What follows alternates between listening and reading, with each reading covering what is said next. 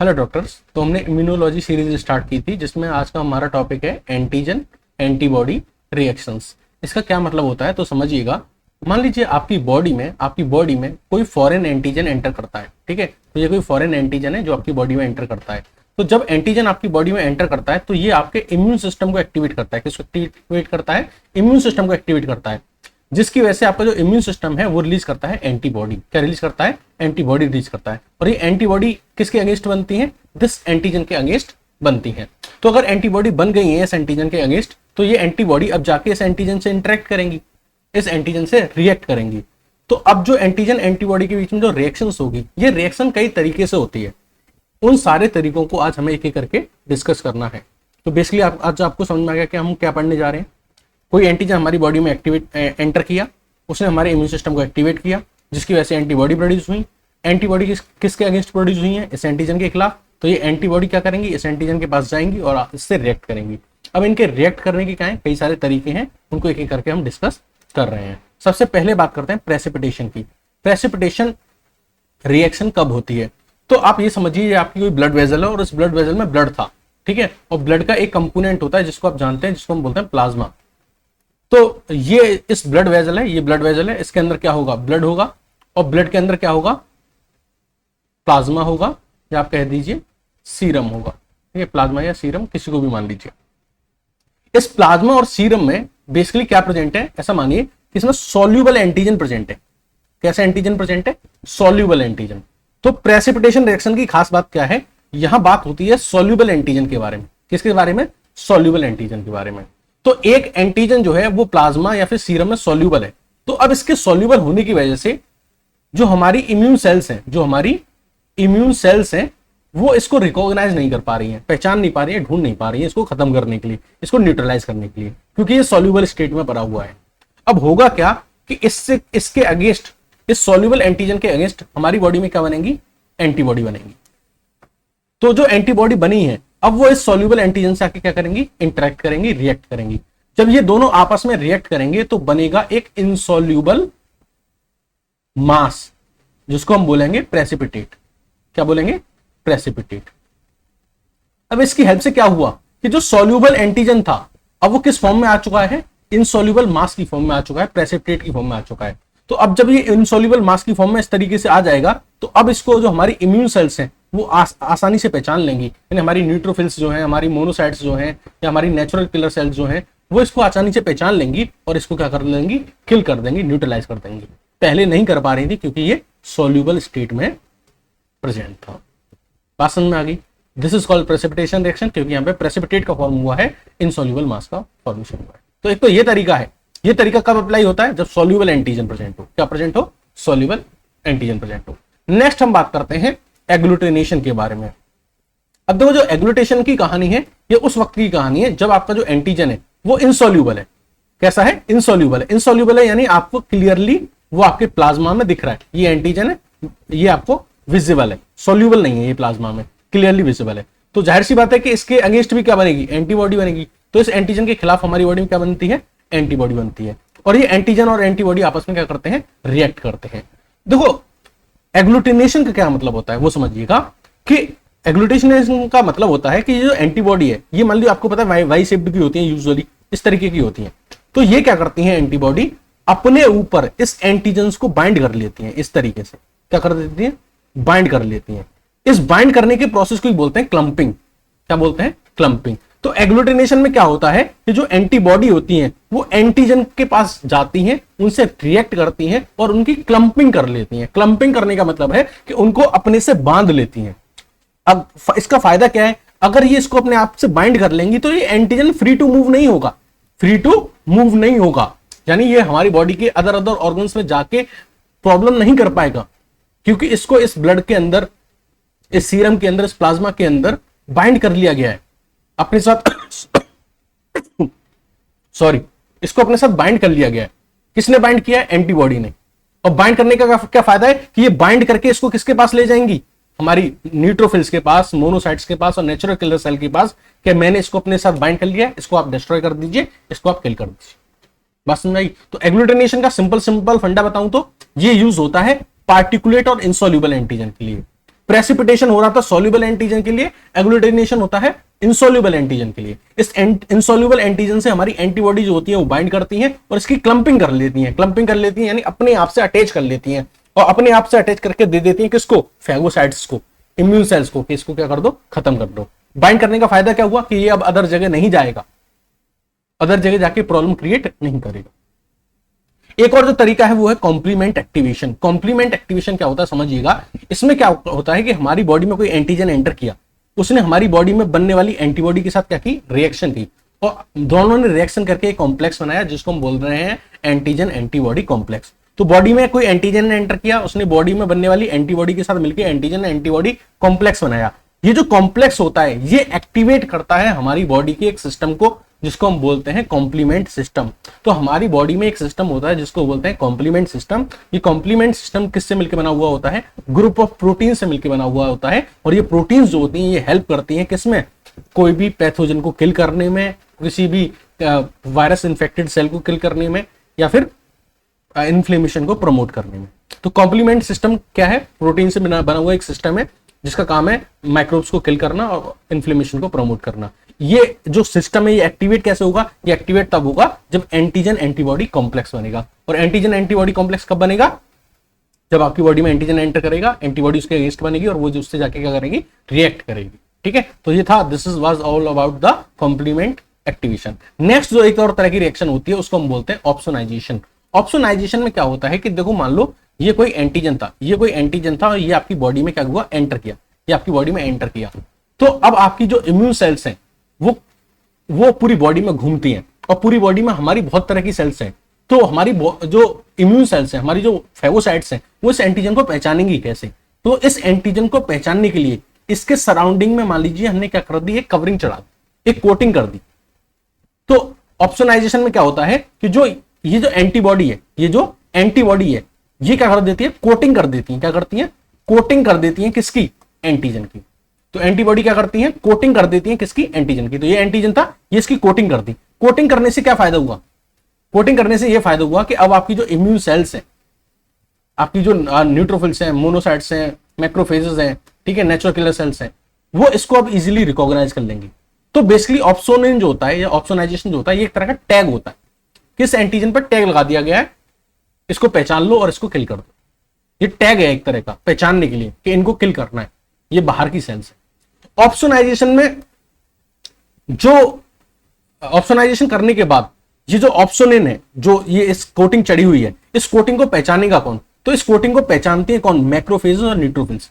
वो मैक्रोफेजेस और न्यूट्रोफिल्स इसको पहचानती हैं और क्या कर देती हैं, इस एंटीजन को डिस्ट्रॉय कर देती है। एक और जो तरीका है वो इससे रिलेटेड तरीका है, सिमिलर तरीका है, उसको हम बोलते हैं एंटीबॉडी डिपेंडेंट सेल्यूलर साइटोटॉक्सिसिटी। इसमें भी सेम प्रोसीजर होता है, इसमें भी सेम प्रोसीजर होता है। कोई एंटीजन आता है, उसके चारों ओर एंटीबॉडी की एक कोट बन जाती है। क्या बन जाती है, एंटीबॉडी की एक कोट बन जाती है। तो सर इन दोनों में डिफरेंस क्या है, ऑप्सोनाइजेशन में और एंटीबॉडी डिपेंडेंट सेल्यूलर साइटोटॉक्सिसिटी में डिफरेंस क्या है, दो डिफरेंस है।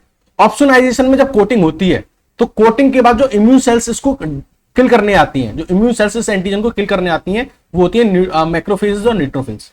लेकिन एंटीबॉडी डिपेंडेंट सेल्यूलर साइटोटॉक्सिसिटी में कोटिंग करने के बाद, इस एंटीबॉडी की कोटिंग करने के बाद इस एंटीजन को किल करने के लिए जो सेल्स आती हैं वो होती है नेचुरल किलर सेल्स। कौन सी, नेचुरल किलर सेल्स। तो ऑप्सोनाइजेशन के बाद जो किलिंग करने के लिए सेल्स आएंगी वो होंगी मैक्रोफेजेस और न्यूट्रोफिल्स, और एडीसीसी में किलिंग करने के लिए जो सेल्स आएंगी वो क्या होंगी, नेचुरल किलर सेल्स। काम दोनों में यही होता है, ऑप्सोनाइजेशन सरफेस पे जाके एंटीबॉडी का होती है, अटैच हो जाती है। Next and last method is neutralization. इसमें क्या होता है कि कोई एंटीजन आपकी बॉडी में एंटर किया, उस एंटीजन ने क्या किया, कुछ टॉक्सिन्स रिलीज किए, ठीक है, टॉक्सिन्स रिलीज किए। अब उन टॉक्सिन्स के खिलाफ क्या बनेगी, हमारी बॉडी में एंटीबॉडी बनेगी, और वो एंटीबॉडी क्या करेगी, उन टॉक्सिन्स को न्यूट्रलाइज कर देगी। या फिर कोई वायरस एंटर किया आपकी बॉडी में, उस वायरस के खिलाफ हमारी बॉडी में क्या बनेगी, एंटीबॉडी बनेगी, और वो एंटीबॉडी उस वायरस को या उससे रिलीज होने वाले किसी भी टॉक्सिन को क्या कर देगी, न्यूट्रलाइज कर देगी। न्यूट्रलाइज करके आपने क्या फायदा कर लिया, ये टॉक्सिन जो थे ये हमारी सेल्स में एंटर कर सकते थे और हमें हार्म पहुंचा सकते थे। आपने सेल के अंदर एंटर करने से पहले ही इन टॉक्सिन्स को न्यूट्रलाइज कर दिया। It is called neutralization reaction. तो एंटीजन और एंटीबॉडी के बीच में इतने तरह की 6 तरह की रिएक्शन हमने पढ़ी थी। एक एक बार रिकॉल कर देते हैं। प्रेसिपिटेशन में क्या होता था, सॉल्यूबल एंटीजन होता था, एंटीबॉडी जाके बाइंड करती थी, प्रेसिपिटेट बनाती थी, उस प्रेसिपिटेट को इम्यून सेल्स पहचान लेंगी और उसको खत्म कर देंगी। एग्लूटिनेशन सॉल्यूबल इनसॉल्यूबल एंटीजन है, पार्टिकुलेट इनसॉल्यूबल एंटीजन है, एंटीबॉडी जाके बाइंड करेंगी और उनको क्लम्प कर लेंगी अपने साथ। कॉम्प्लीमेंट एक्टिवेशन में क्या होगा, एंटीजन एंटीबॉडी कॉम्प्लेक्स बनेगा, वो कॉम्प्लीमेंट सिस्टम को एक्टिवेट करेगा और कॉम्प्लीमेंट सिस्टम क्या करेगा, इन्फ्लेमेशन प्रोवाइड कराएगा और एंटीजन को डिस्ट्रॉय कर देगा। ऑप्सोनाइजेशन में क्या करते हैं, कोट कर देते हैं, कोट पहना देते हैं ताकि टैगिंग कर दी जाए कि इनको किल करना है। किल करने कौन आएगा, मैक्रोफेजेस और न्यूट्रोफिल्स। एडीसीसी में क्या होता है, यहां भी वही कोट पहना देंगे, ठीक है, कोट पहना के, लेकिन मारने कौन आएगा, नेचुरल किलर सेल। न्यूट्रलाइजेशन में न्यूट्रलाइज कर देते हैं, ठीक है। अब ये सब जो हम पढ़ रहे हैं एंटीजन एंटीबॉडी रिएक्शन, इसका फायदा क्या है, तो इसका बहुत बहुत बड़ा रोल है किसमें, हमारी जो डायग्नोस्टिक लेबोरेटरी होती है, जो हम टेस्ट कराने जाते हैं ना कि हमारा टाइफाइड का टेस्ट कर दो, हमारा मलेरिया का टेस्ट कर दो, उसमें बहुत बड़ा रोल है।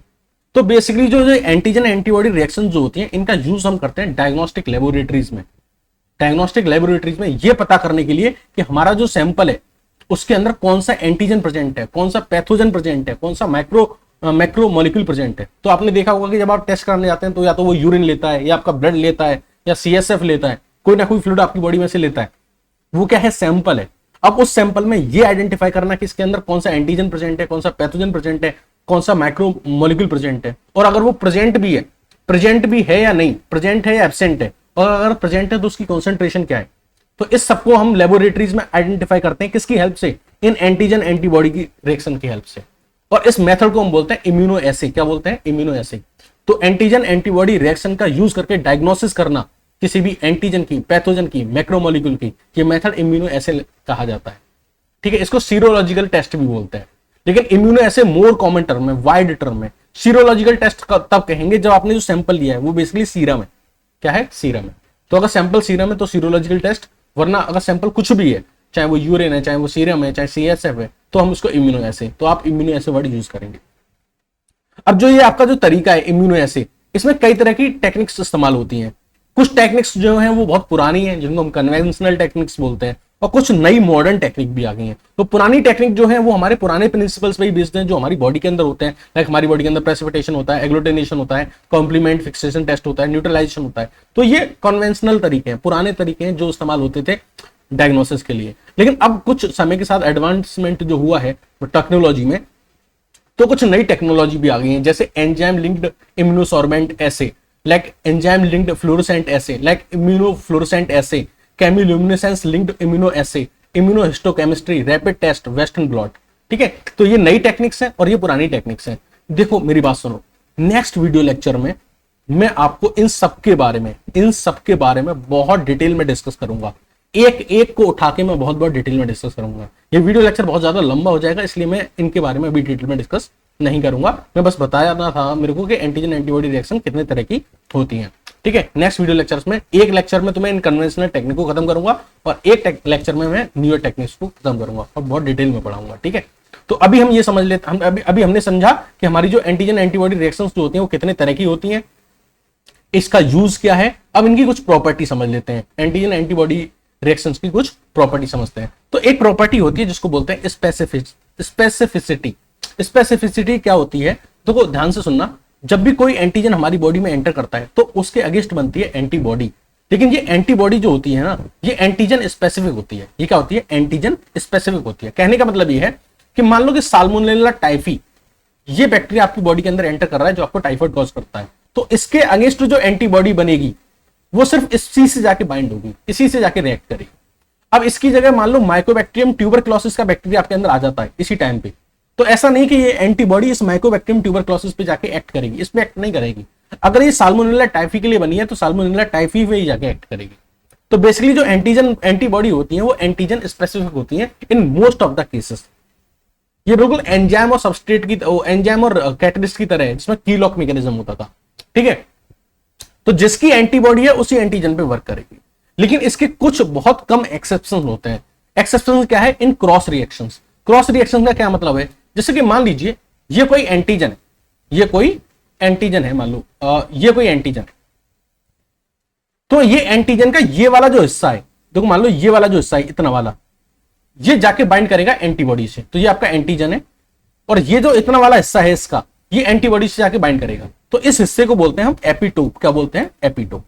अच्छा, इसके अगेंस्ट हमारी बॉडी में एंटीबॉडी बनती है, इसके अगेंस्ट हमारी बॉडी में क्या बनती है, एंटीबॉडी बनती है। ये मान लो एंटीबॉडी बनी, ये एंटीबॉडी बनी। अब एंटीबॉडी पे ये एंटीजन कहां जाके बाइंड होगा, तो मान लो यहां जाके बाइंड होगा, तो इस हिस्से को हम बोलते हैं पैराटोप। क्या बोलते हैं, पैराटोप।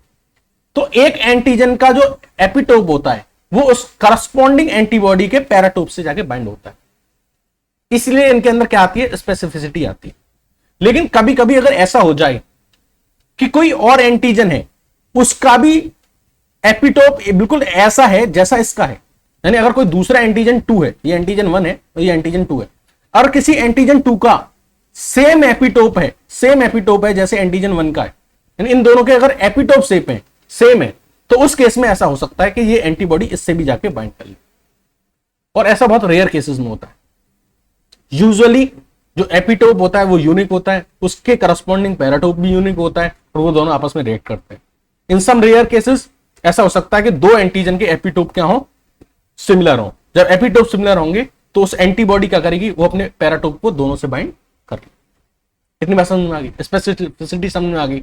अब हम बात करते हैं नॉन कोवलेंट इंटरेक्शन के बारे में। देखो मैंने आपको बताया था कि एंटीजन और एंटीबॉडी आपस में आके रिएक्ट करेंगे, ये एंटीजन और ये एंटीबॉडी आपस में आके रिएक्ट करेंगे, तो रिएक्शन में क्या होगा, तो रिएक्शन में इनके बीच में होते हैं नॉन कोवलेंट इंटरेक्शन। इनके बीच में कुछ बॉन्डिंग होती है, कुछ बॉन्ड्स बनते हैं, जैसे कि hydrogen bond, electrostatic interaction, hydrophobic interaction and van der Waals forces. इतनी बात समझ में आ गई। बट ये टेम्परेरी बॉन्ड नहीं होते, सॉरी परमानेंट बॉन्ड नहीं होते हैं, टेम्परेरी होते हैं। ठीक है, चलिए आगे बात करते हैं diagnostic use of antigen antibody reaction. तो प्रॉपर्टीज पढ़ रहे थे, तो इसके बारे में तो मैंने आपको पहले भी बताया कि जो एंटीजन एंड एंटीबॉडी रिएक्शन जो हैं, इनका यूज हम किस में करते हैं, डायग्नोस करने में करते हैं, लेबोरेटरी में। क्योंकि जैसे कि मान लीजिए आपने कोई पर्सन का सैंपल लिया, क्या लिया, सैंपल लिया, और आप अपना टेस्ट कराने आए हैं, टाइफाइड टेस्ट। क्या टेस्ट कराने आए, टाइफाइड टेस्ट कराने आए हैं, तो वो बंदा क्या कर लेगा, आपका ब्लड ले लेगा, है ना, आपका ब्लड ले लेगा, और उस ब्लड में क्या होगा, प्लाज्मा होगा, क्या होगा, प्लाज्मा प्रेजेंट होगा। अब इस प्लाज्मा में हम मान लेते हैं कि मान लीजिए आपको टाइफाइड है, तो टाइफाइड का एंटीजन होगा, यानी वो बैक्टीरिया होगा, साल्मोनेला टाइफी बैक्टीरिया होगा। अब वो जो लैब वाला टेक्नीशियन है वो क्या करेगा, इसमें इस साल्मोनेला टाइफी की जो करस्पॉन्डिंग एंटीबॉडी है उनको डालेगा। जब वो करस्पॉन्डिंग एंटीबॉडी डालेगा तो इस एंटीजन और एंटीबॉडी में रिएक्शन देखने को मिलेगी, और उस रिएक्शन को वो एग्जामाइन करेगा लैब टेक्नीशियन। तो अगर रिएक्शन होती है, इसका मतलब एंटीजन प्रेजेंट है और पर्सन साल्मोनेला टाइफी क्या है, पॉजिटिव। और अगर मान लीजिए कोई रिएक्शन नहीं होती है, तो रिएक्शन तभी नहीं हुई थी जब एंटीजन नहीं होगा, तभी तो रिएक्शन नहीं हुई, यानी पर्सन जो है वो साल्मोनेला टाइफी क्या है, नेगेटिव। तो एंटीजन एंटीबॉडी रिएक्शन की हेल्प से हम लेबोरेटरी में डायग्नोसिस करते हैं। किसकी डायग्नोसिस करते हैं, कि हमारा जो सैंपल है उसमें कोई एंटीजन या कोई मैक्रोमोलिक्यूल या पैथोजन प्रेजेंट है या नहीं, और है भी तो उसकी कंसंट्रेशन क्या है। और इस मेथड को हम बोलते हैं इम्यूनो ऐसे या फिर सीरोलॉजिकल टेस्ट। सीरोलॉजिकल टेस्ट कब बोलेंगे, जब सैंपल आपका सीरम होगा, वरना तो सैंपल तो कई अदर भी ले जा सकते हैं, लाइक CSF, यूरिन एटसेट्रा। तो मेनली वर्ड यूज करते हैं इम्यूनो ऐसे, कोई भी सैंपल हो इम्यूनो ऐसे, लेकिन सैंपल अगर सीरम है तो सीरोलॉजिकल टेस्ट। अब ये टाइप बताऊं तो मैंने इसको दो टाइप्स होते हैं इम्यूनो ऐसे के। एक है कि आपको एंटीजन डिटेक्ट करना है, जैसा कि हमने आपको यहां बताया था, ये आपका ब्लड था, इसमें ये एंटीजन प्रेजेंट था, साल्मोनेला टाइफी। हमने इसको कैसे डिटेक्ट किया, इसके करस्पॉन्डिंग एंटीबॉडी डाल दी। कैसे क्या डाल दी, इसके करस्पॉन्डिंग हमने क्या कर दी, एंटीबॉडी इसमें एम्प्लॉय कर दी। जब इसके करस्पॉन्डिंग एंटीबॉडी एम्प्लॉय करी तो उन्होंने रिएक्शन शो करी, रिएक्शन हमने एग्जामाइन कर ली और हमने कह दिया कि ये बंदा साल्मोनेला पॉजिटिव है। ठीक है, तो इम्यूनो ऐसे के दो टाइप्स होते हैं, एंटीजन डिटेक्ट करना और एंटीबॉडी डिटेक्ट करना। ठीक है, अगर आप सैंपल में एंटीजन डिटेक्ट कर रहे हैं तो इट इज एंटीजन डिटेक्टिंग ऐसे, और अगर आप सैंपल में एंटीबॉडी डिटेक्ट कर रहे हैं तो इट इज एंटीबॉडी डिटेक्टिंग ऐसे। जब आपको एंटीजन डिटेक्ट करना है, तो आप करस्पॉन्डिंग एंटीबॉडी डालेंगे, और अगर आपको एंटीबॉडी डिटेक्ट करनी है तो आप उसमें करस्पॉन्डिंग एंटीजन डालेंगे, क्योंकि ओवरऑल क्या होना है, दोनों की रिएक्शन होनी है। तो अगर एंटीजन पहले से प्रेजेंट है तो आप उसमें एंटीबॉडी डालो, और एंटीबॉडी पहले से प्रेजेंट है तो आप उसमें एंटीजन डालो, तभी तो रिएक्शन परफॉर्म होगी। So this was all about the antigen antibody reactions. Next lecture में बेसिकली इसके जो इम्यूनो ऐसे जो है, इम्यूनो ऐसे के जो कन्वेंशनल टेक्निक्स होती हैं और मॉडर्न टेक्निक्स होती हैं, उनको हम डिटेल में डिस्कस करेंगे। ये वीडियो लेक्चर आपको कैसा लगा कमेंट सेक्शन में बताइएगा। Thank you and have a nice day.